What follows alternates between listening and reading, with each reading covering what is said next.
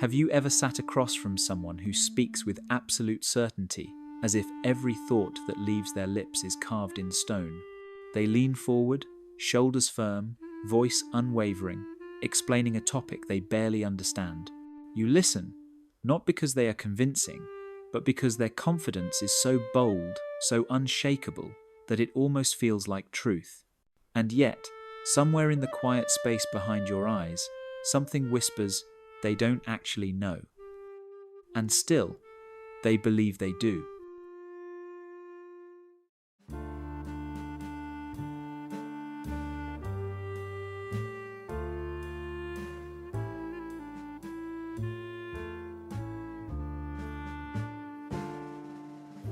You've seen it at family tables, where someone insists they understand politics better than the world's scholars.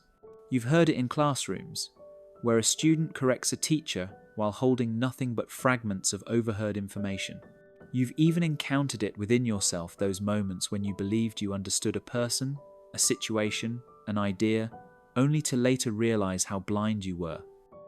There is a strange comfort in certainty. The mind loves to feel sure. The world is easier to navigate when everything feels known. Uncertainty, on the other hand, is frightening. It exposes how small we are, how vast the world is, how much we do not grasp. And so, many people cling to the appearance of intelligence because the alternative feels like standing unguarded in a storm. But here's the paradox. The less someone knows, the less they are aware of what they are missing. When the mind holds only fragments, it cannot see the empty spaces between them. It mistakes the edges of its small circle for the edges of the universe itself, and so confidence swells, not from truth, but from blindness. Think of a child who draws a map of the world based on the street they grew up on. To them, that one street is the world.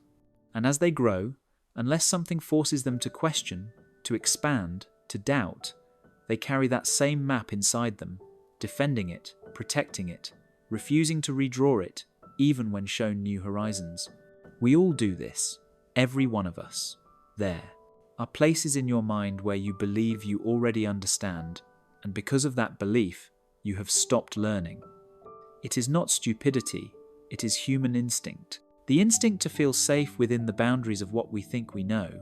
But to understand why these illusions form, why the mind chooses certainty over truth, we have to look deeper, beyond adulthood, beyond the conversations we remember.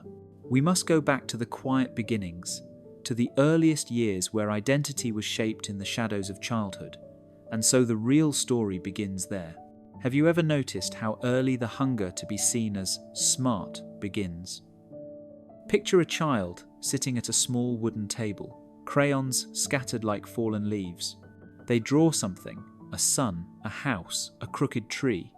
A parent looks over and says, "You're so smart." The child's chest fills with warmth, not because they created something, but because they were praised for being something. A label is planted, and from that moment on, being seen as intelligent becomes a form of survival. You grow up learning that love is awarded when you appear capable. Approval arrives when you know the answer, when you speak correctly, when you impress. But when you are wrong, when you say, "I don't know," the room changes. Maybe the adults laugh. Maybe another child snickers. Maybe someone sighs with disappointment. In that moment, a tiny crack forms inside you, a quiet, aching shame. Not the shame of being wrong, but the deeper shame of feeling less than. So you begin to avoid that feeling. You learn not to ask questions. You learn to nod as if you already understand. You learn how to look confident even when confused. Because somewhere along the way, the world taught you that ignorance is not a natural part of learning. It is a personal flaw. And children, who crave love more than anything else, learn to perform certainty long before they understand truth. This is how the mask forms. The mask that says, "I already know." The mask that refuses vulnerability, curiosity, or humility. A child may once have explored the world with open wonder, touching everything, asking why the sky is blue, why people cry, why leaves fall. But slowly, that wonder is replaced by a performance, the performance of being right. Psychology calls this identity-based self-worth, when your value depends on the image you present. The brain, especially when young, associates approval with survival. So the child internalizes a rule. If I don't know something, I am not worthy. If I admit I'm wrong, I will lose love. And once that belief settles in the psyche, it becomes a silent commandment that follows you everywhere, into school, into relationships, into work, into arguments where you would rather destroy a connection than say the words, "You might be right." You may forget the origin, but the pattern remains. The mask, once formed, does not disappear on its own, and so the mask grows with them into adulthood. Have you ever noticed how some people walk into a room as if their certainty is a shield? Their voice rings louder, their posture taller, their opinions delivered like final verdicts. On the surface, they seem unshakable, but the truth beneath that surface is far more delicate, because what you are seeing is not confidence, it is the mask they learned to wear long ago. You see it in the coworker who argues passionately about topics they've never researched. They interrupt, they insist, they correct, all while clutching fragments of half-remembered information.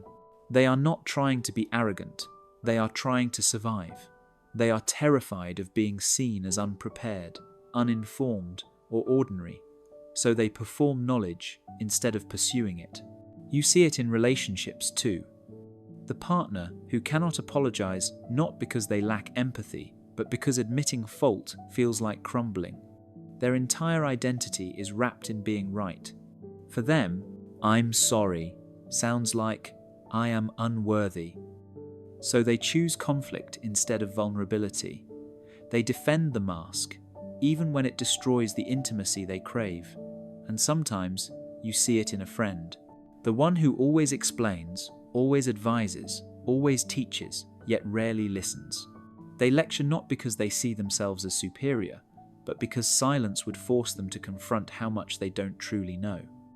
Silence feels like exposure, like standing under a bright light with nowhere to hide.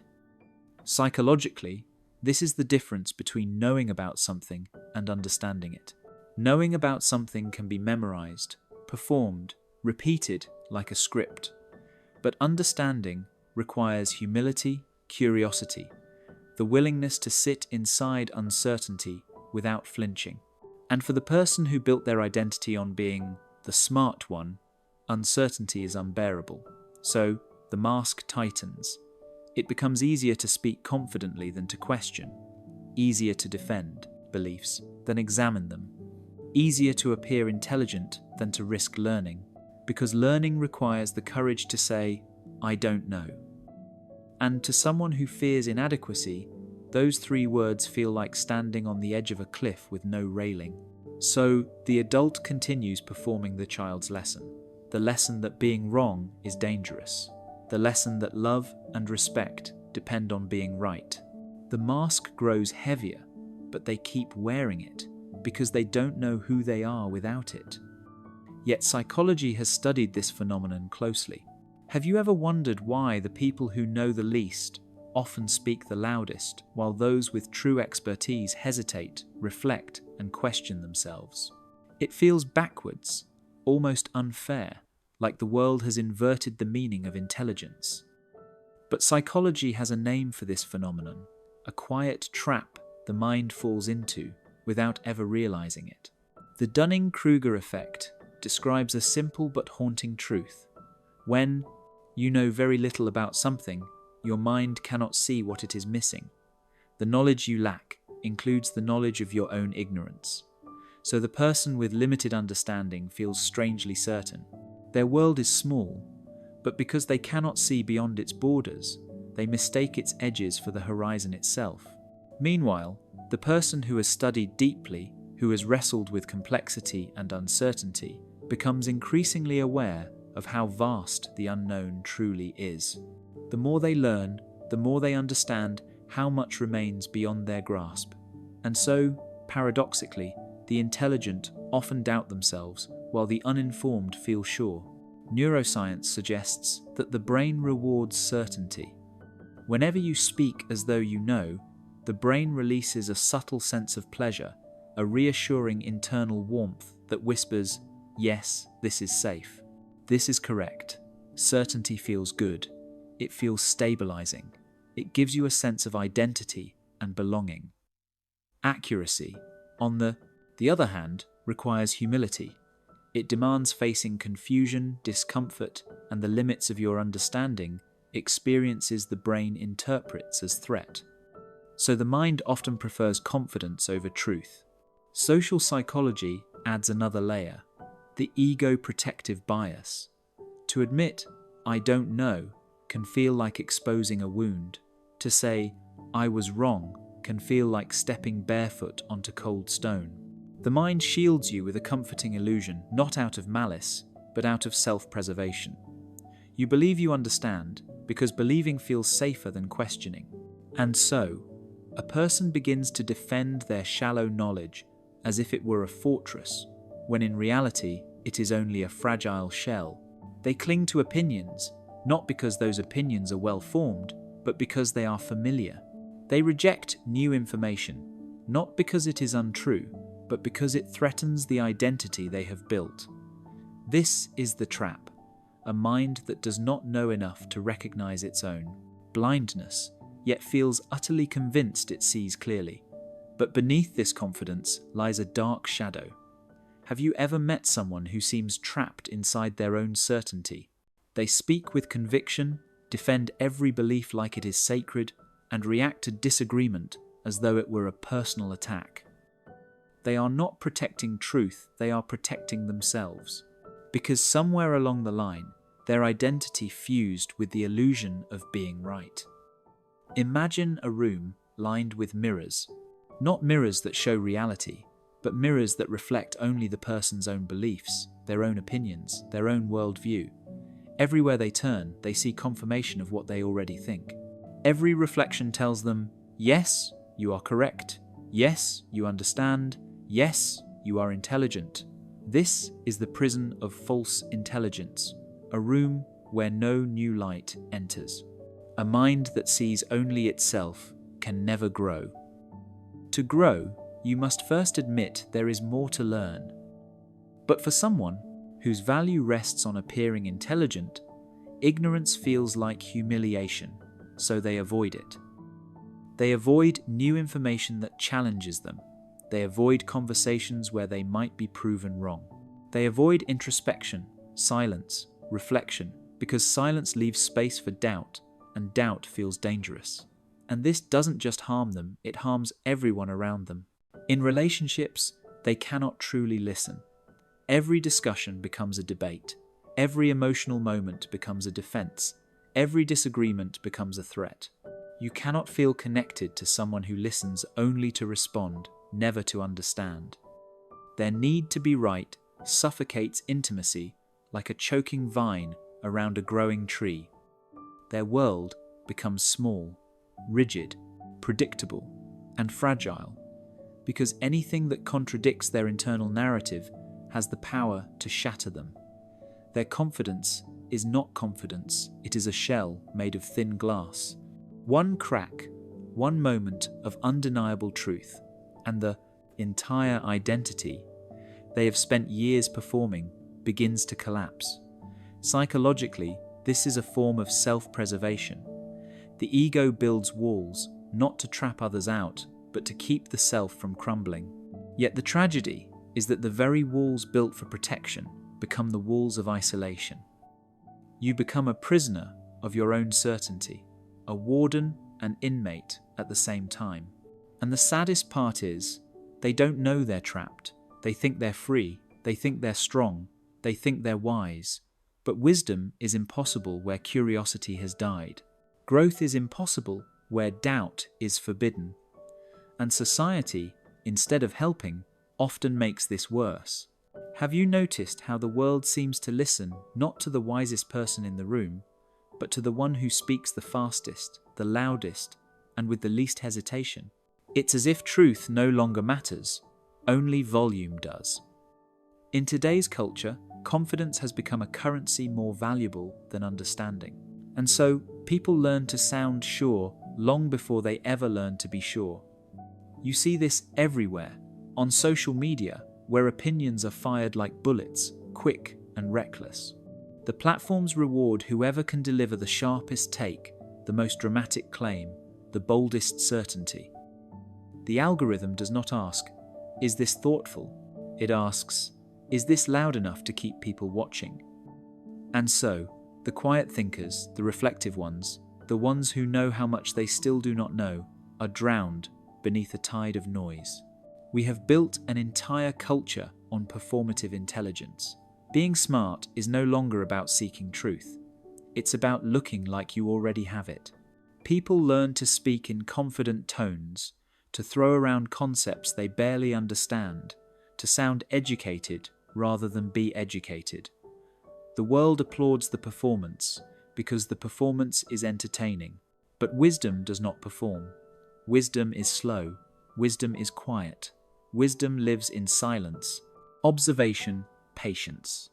It grows in the spaces where you are unsure, where you are humble enough to ask, "What am I missing?" True wisdom requires admitting ignorance, and society has taught us that ignorance is shameful. So instead of learning, people pretend, they posture, they argue, they cling to shallow certainty like a life raft. And the tragedy is that society rewards this. In conversations, the most confident voice tends to lead, even if it leads into misunderstanding. In workplaces, the person who speaks more is seen as more capable, even when their work is hollow. We have created a reality where certainty is mistaken for competence and volume for truth. This conditioning shapes us. It shapes how we talk, how we argue, how we listen, or rather, how we no longer listen. When you live in a world that values sounding smart more than becoming wise, you learn to fear silence. You learn to fear admitting, "I don't know." You learn to live behind the mask. But silence is where real understanding begins. When someone spends long enough in this performance, never questioning, never pausing, never listening, something inside them begins to wither. Curiosity dries up. Wonder disappears. The world becomes small, brittle, and exhausting. So what happens to the person who lives this way long enough? Have you ever built something fragile without realizing it, only to feel it tremble later, threatened by the slightest touch? That is what it feels like to live behind the mask of false intelligence. On the outside, the voice is steady, the posture sure, the opinions sharp. But on the inside, there is a quiet, constant fear, a fear that someone, somewhere, will see through it. You begin to live your life as a performance. Every conversation becomes a test. Every disagreement becomes a battlefield. Every moment of uncertainty becomes a threat. The identity you crafted, the one that must always be right, stands like a glass castle, beautiful, perhaps, impressive, even. But one small stone of truth can shatter it. And so, anxiety grows. Not the loud kind, the subtle kind that sits under your skin like a quiet tremor. The kind that keeps you alert, scanning for anything that might expose you. You avoid conversations where you might not know enough. You stay away from people who ask difficult questions. You resent those who seem genuinely knowledgeable, because their presence reminds you of what you are afraid to face.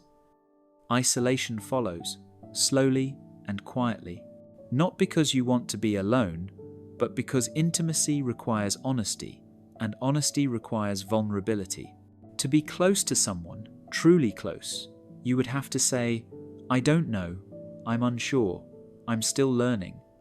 But the persona you built cannot allow those words, and so the mask becomes heavier, the walls become thicker, the world becomes smaller.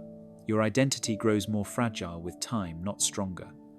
You would think that constant defending would make you more confident, but instead, it makes you more afraid.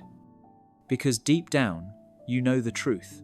One moment of being wrong could unravel the entire story you have been telling about yourself. You fear genuine intelligence, not because you dislike it, but because it reflects your own gaps too clearly. Standing near someone who seeks truth without ego feels like standing in bright sunlight. You see every crack in your own armor, and in this way, the performance never stops.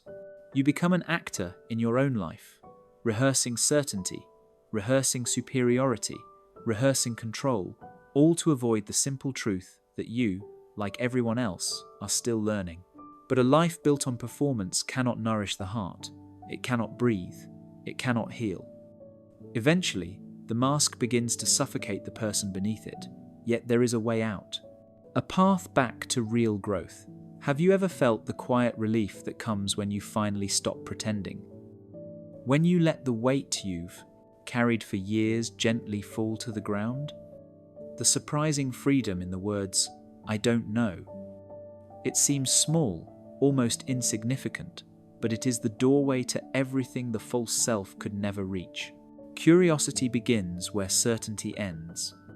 It begins the moment you allow yourself to not have the answer, the moment you stop performing intelligence and begin seeking understanding. It's like opening a window in a room that has been sealed for too long.